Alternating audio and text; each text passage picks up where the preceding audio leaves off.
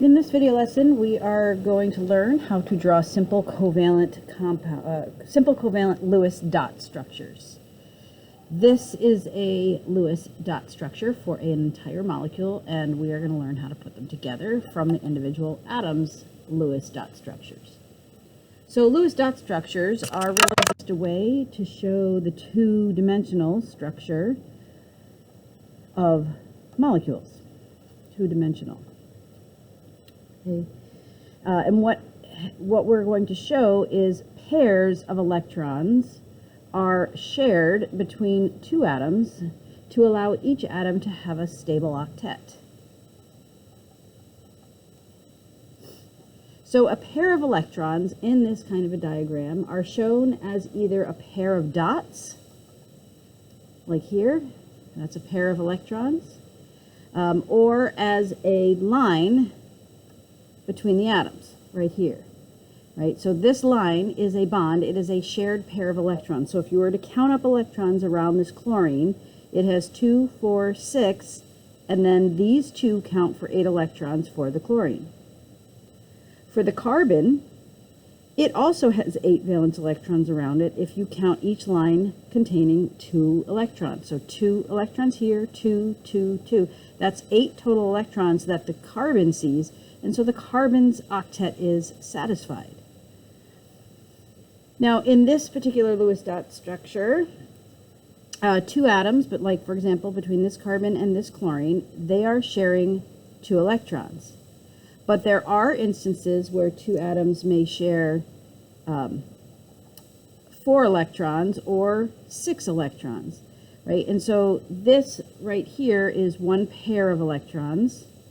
4 electrons would be 2 pairs of electrons, and 6 electrons would be 3 pairs of electrons.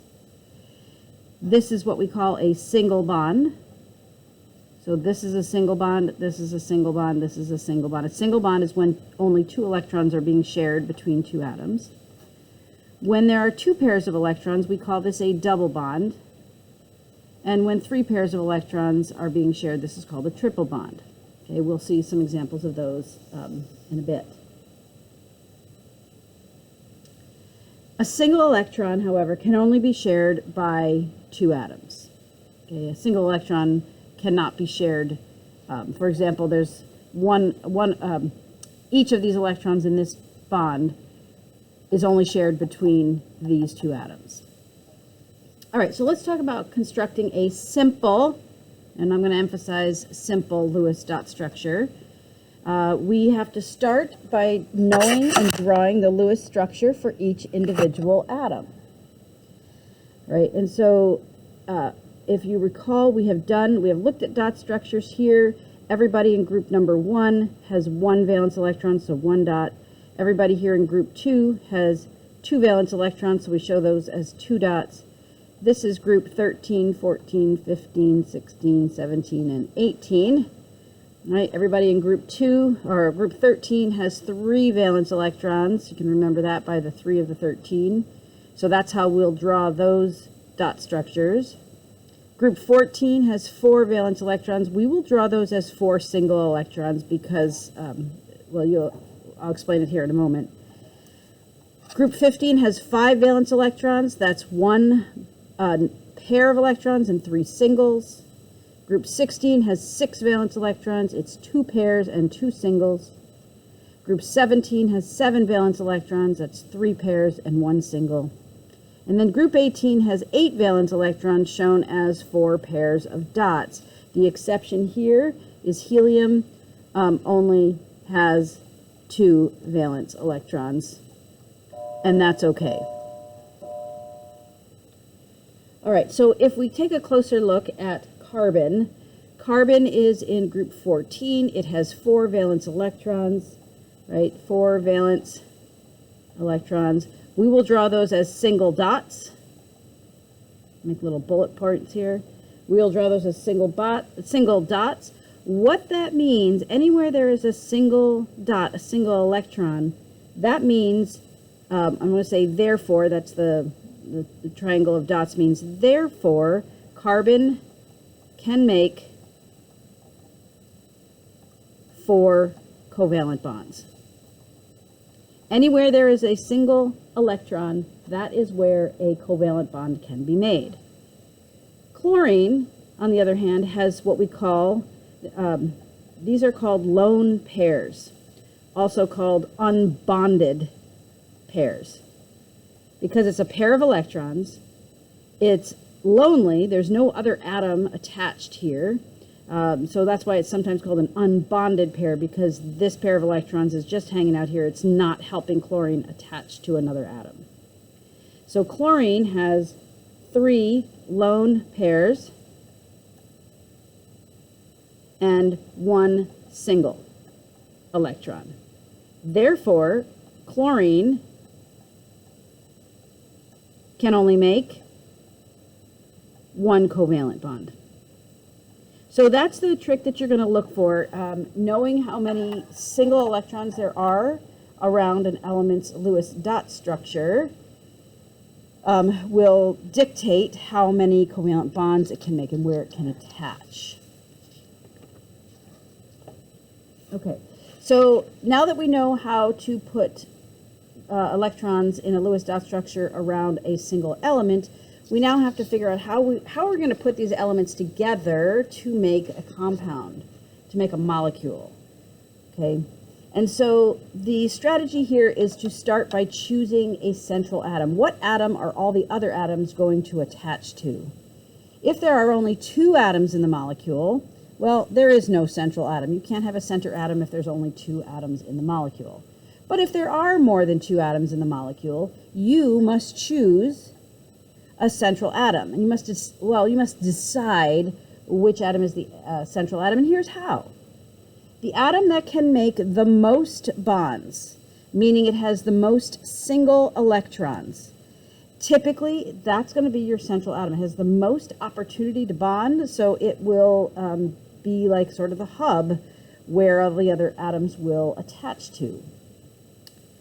Now, a special note about carbon: if you have carbon in this molecule, it is always going to be the central atom, right? Because remember, it can make 4 bonds.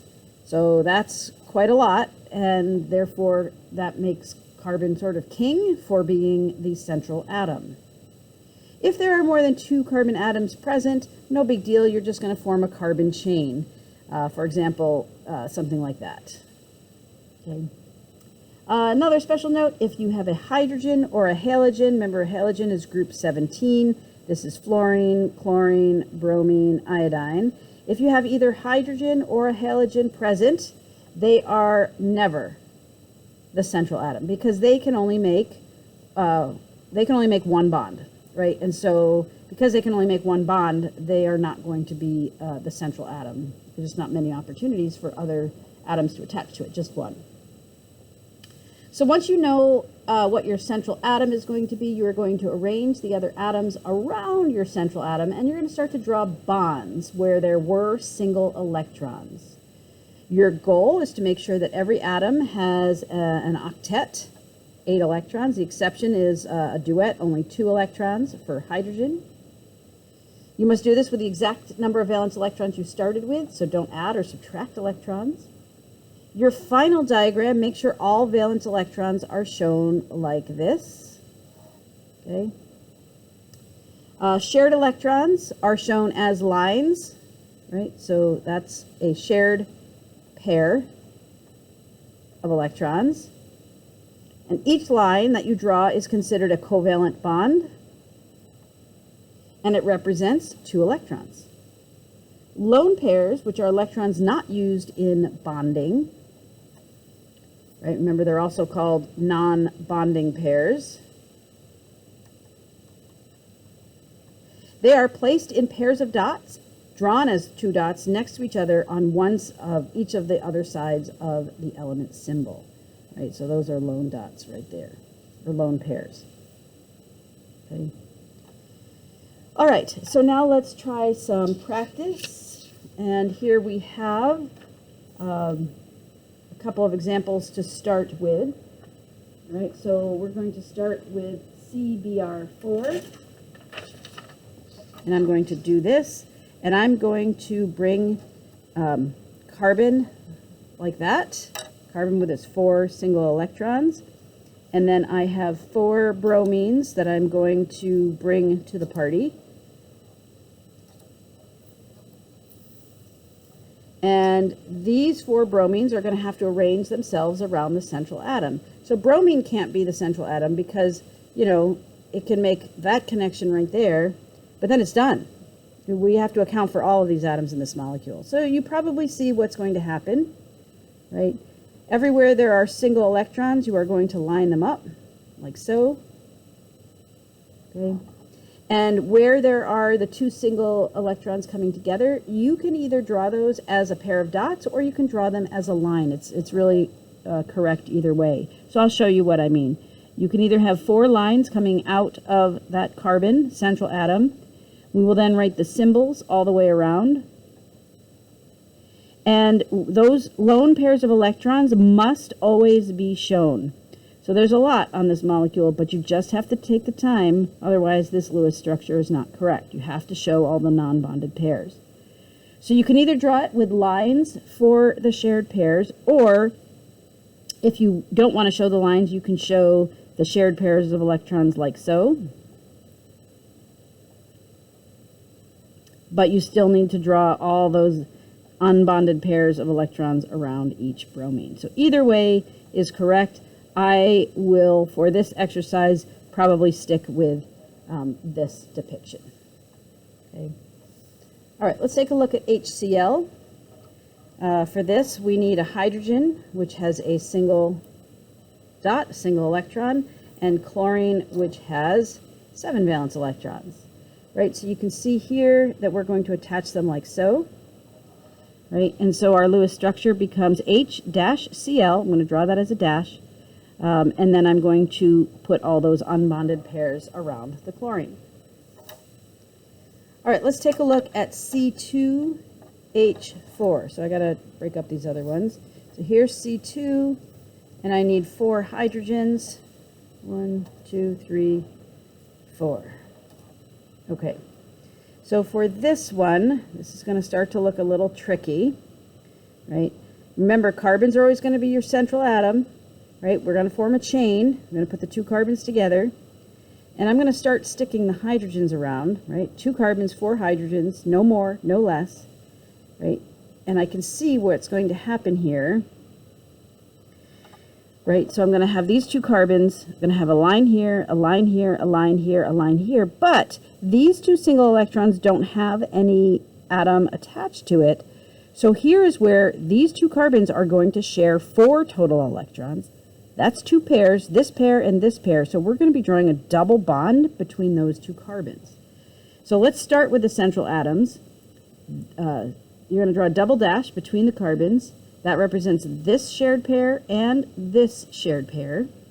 And then I'm going to draw out the hydrogen, hydrogen, hydrogen, hydrogen. Okay, so that's what a double bond would look like in a Lewis dot structure. There are no other unbonded pairs to draw in either around the carbon or the hydrogen, so this Lewis structure is done. Okay. Let's take a look at H2SE. H2SE.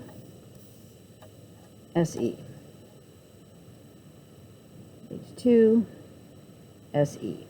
So when I line this up, I see that selenium has 6 valence electrons, two pairs and 2 singles.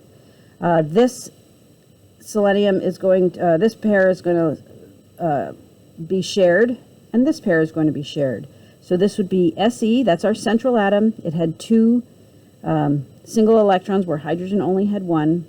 I'm going to draw a hydrogen to the left, a hydrogen to the bottom, and then I have to show those non-bonded pairs like so. All right, let's take a look at CH4.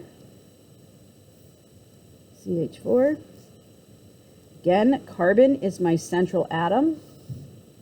And I've got 4 hydrogens, so I'm just going to line those up like so.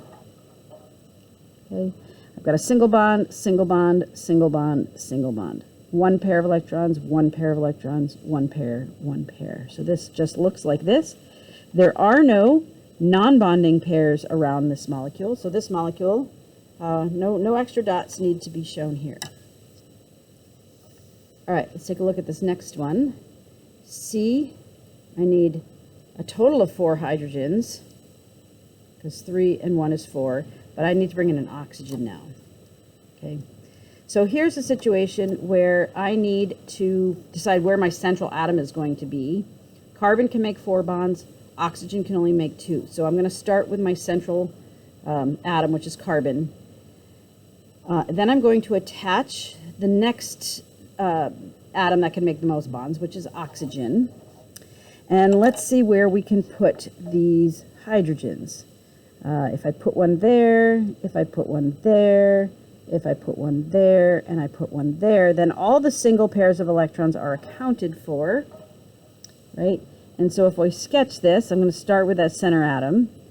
I'm going to have 4 single lines coming out of the carbon, H, H, H. Over here, I've got my oxygen and then the hydrogens coming down, and I want to make sure that I include those lone pairs like so.